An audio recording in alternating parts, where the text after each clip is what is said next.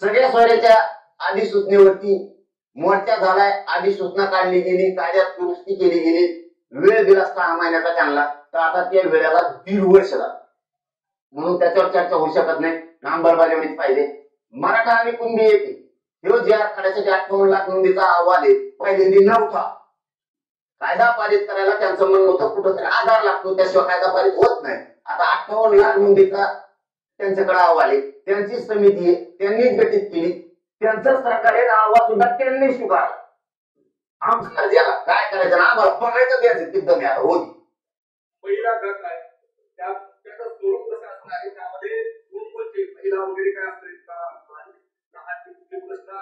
नाही, स्वरूप शांततेत असणारे आणि शांततेत जाणार, शांततेत येणार. कोणी जातमोड दगड फेक असं काहीही करणार नाही आमच्यातलं कोणी.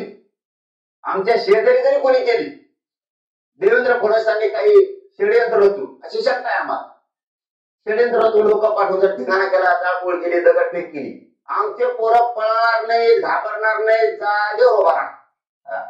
त्याला उचलेणार गाडी टाकणार पोलिसात. ते तो लोक तू आम्हाला माहित नाही, कारण आम्ही जाळपोळ करत नाही. ही एक बाब.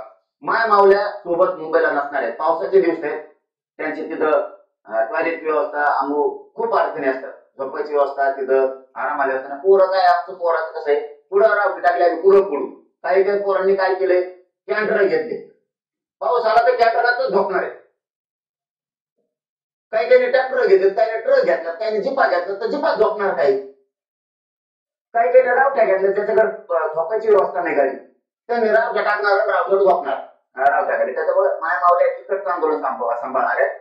इथं राहिलेले आमचे माणसं आणि माय मावल्या, तिथं जर एखाद्या लेकरा बाळाला काही पोलिसांनी, पोलीस म्हणजे फडणवीस आणि फडणवीस म्हणजे पोलीस, आम्ही पोलिसाला दोष देणार नाही, फडणवीसच घडून असतो.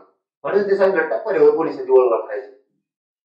एकही पोराला आणलं तर मागचे आमचे राहिले माणसं मावल्या राज्य पुरं ठप्प होणार, बांधून रस्ता सुद्धा सुरू नाही राहणार.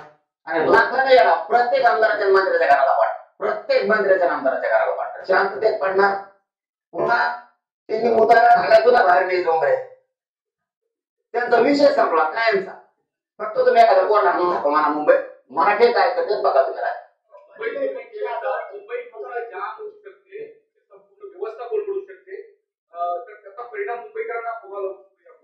मुंबईकर आमचे आम्ही त्यांच्यात, मुंबई आमची, आमची राजधानी, आम्हाला न्याय देता तिथं प्रत्येक जण जातो तसं आम्ही पण चालू.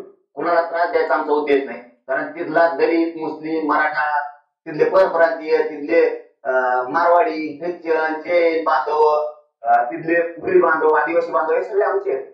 आमच्यासाठी सगळे झाले उलटते, गरीबाचे लेकर तांब्यावर आणले. पुन्हा मुंबई ठप्प करायचं आमचा काही उद्देश नाही. ती अशी होतीच का व्हावी.